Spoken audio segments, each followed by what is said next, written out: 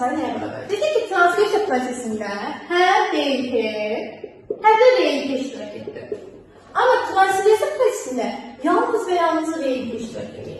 Əgər transkripsiya prosesində DNT iştirak edirsə, deməli DNT-də adenin, sitozin, guanin, timin, RNT-də isə adenin, sitozin, guanin, urasil azlıqlı əsasları mövcuddur. Bunlar da hamısı ayrı-ayrı nədir? Nukleoid tiplərdir. Nəyə görə elə hesab olunur? Çünki DNT-nin karbohidratı dezoksiribozadır, RNT-nin karbohidratı ribozadır. Və heç vaxt dezoksiribozla ribozan arasında bir dənə oksigen atomu fərqi var. Onlar bir yerdə eyni sayıla bilməzlər, yəni eyni struktur sayıla bilməzlər. Ona görə deyək 1, 2, 3, 4, 5, 6, 7, 8. 8 azotlu əsas, 8 nukleoid yazaq buna. 8 nukleoid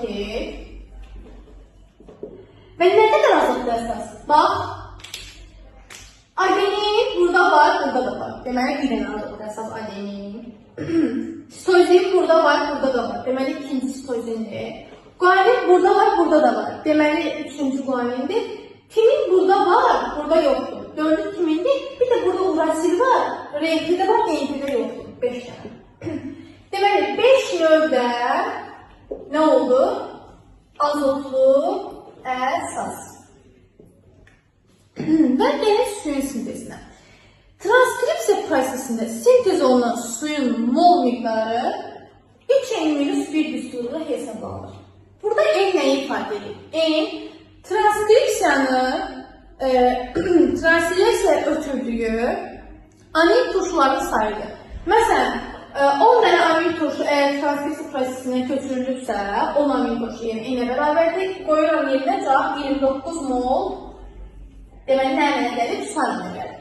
Keçirəm nəyə? Transkripsiyaya. Transkripsiyada istifadə olan bir dənə RNT-dir. RNT nukleoid turşusudur. RNT-də də var nə? Adenin,